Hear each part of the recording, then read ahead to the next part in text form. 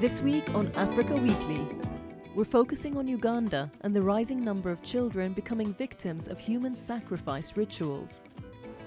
We'll head to the mines of Katanga in the Democratic Republic of Congo, where power is in short supply. And finally to Botswana and a sanctuary for Africa's elephants fleeing the deadly grip of poachers. But first, a summary of the stories that made the headlines this week.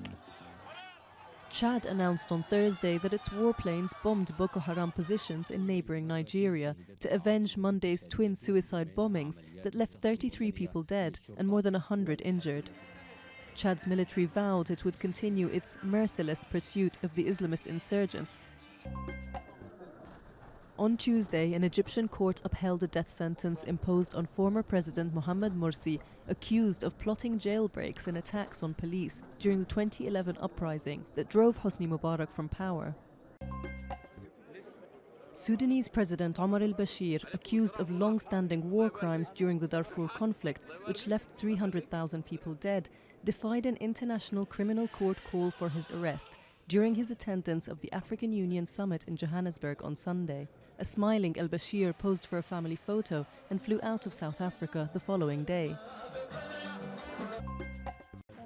In Central Africa, the holy month of Ramadan begins in a climate of tension, with a strong French military presence maintaining a fragile peace. Meanwhile in Bangui, Muslims and Christians have joined forces to rebuild a mosque, a first in an area where Muslims were violently expelled by anti-Balaka militants following a coup in March 2013.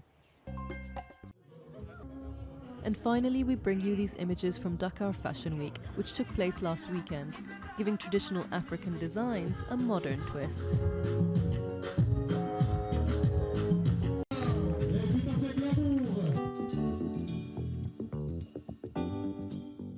In Uganda, the practice of human sacrifice still leaves its scars. Police records show that there were 10 cases of ritual killings in 2013, 9 last year, and already 5 confirmed cases of children being sacrificed this year.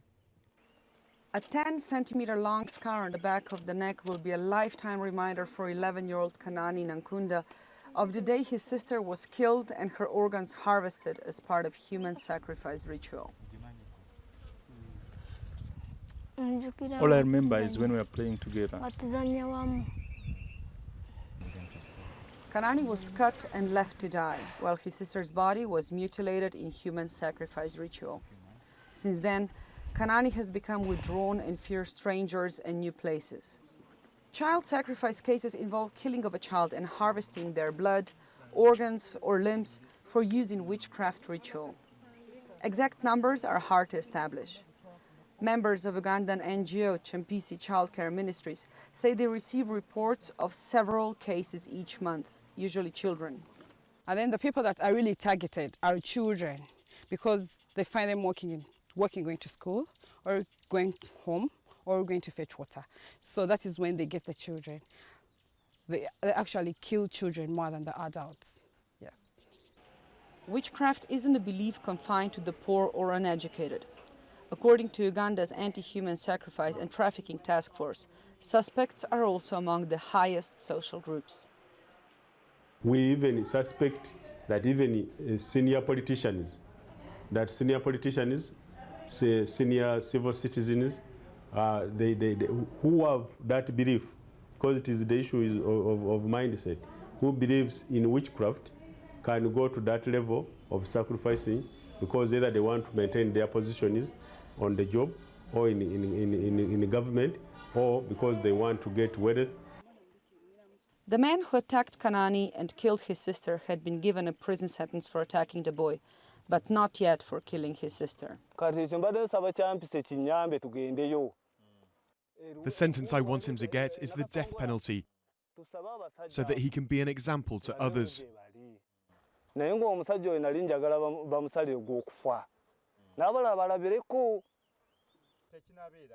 While believers think that witch doctors can cure their problems, the victims of these rituals are left shattered.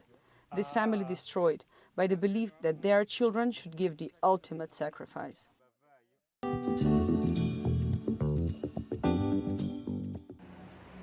Lubumbashi, the capital of the Democratic Republic of Congo's Katanga province, is the country's economic powerhouse. Much of the city's wealth comes from mining copper and cobalt. But chronic power shortages are threatening production. We can't reach 1,500,000 tonnes of copper without energy, and to have energy we must invest in whatever energy infrastructure there is. And we have to wait for these investments, or they won't be enough to ensure that level of production.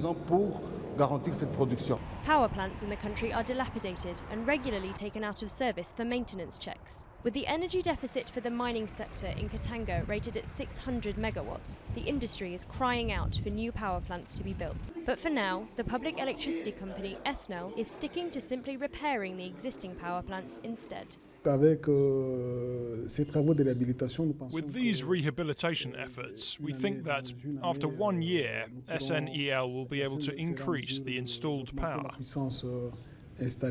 This privately owned factory extracts cobalt, copper and zinc oxide from a mountain of slag located outside the capital. It takes 34 megawatts of electricity to power the giant furnace to operate at full capacity.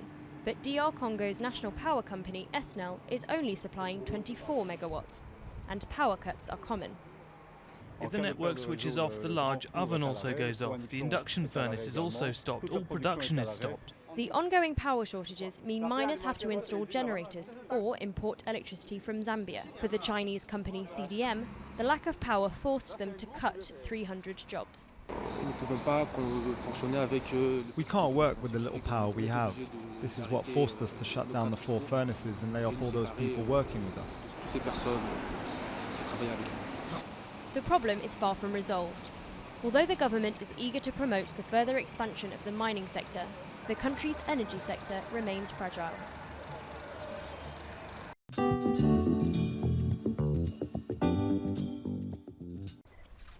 The Chobe River is a piece of elephant paradise. Massacred in their tens of thousands for their ivory tusks, the continent has fewer than 470,000 left. But here in Botswana, with its unfenced parks and wide open spaces, about a third of Africa's wild pachyderms have found their sanctuary. These animals are highly intelligent. When they're being disturbed in another area, they will move to where they know they're going to be safe. And in the case of Botswana, a lot of our elephants are essentially political refugees, fleeing persecution in neighboring countries. The secret to this success is sheer political will. Slightly bigger than France and with a population of just 2 million, Botswana enjoys immense expanses of wild terrain, from the Kalahari Desert to the Okavango Delta. And the government has prioritized quality ecotourism as a sustainable source of income, even more so than its diamonds. Botswana's lucky because it's got such a great landmass of national park. In South Africa, for example, they're so small and privatized and so commercial that you're never alone, so you've always got a lot of other tourists around. Whereas Botswana, you can be in Moremi and not see another car for the whole day.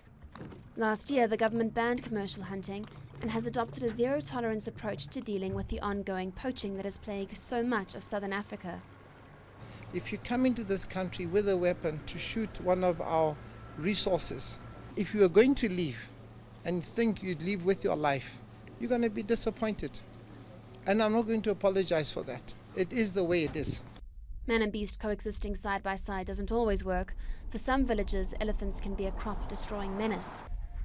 But by redistributing the wealth from state-sponsored tourism projects, like this park and cultural centre in the northern town of Kasane, Botswana hopes to protect its natural heritage.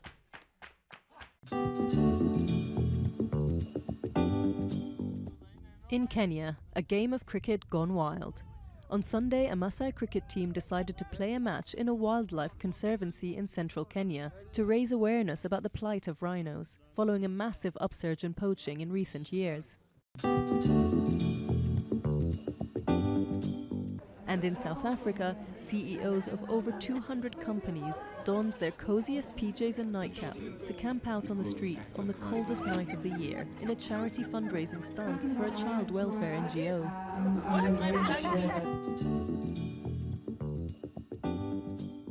Next week we return to Uganda, this time to check out the motorbike taxis introducing safety and technology to Kampala's congested roads.